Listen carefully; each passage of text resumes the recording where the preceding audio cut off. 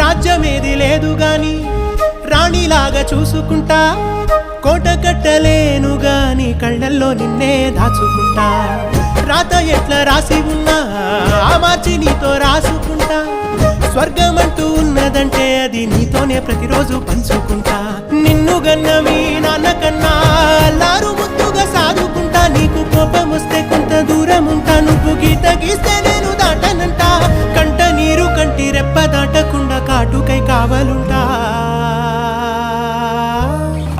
రాంబాయి నీ మీద నాకు మనసాయనే, ఏనాడు నిన్ను వీడిపోని నీడైతనే.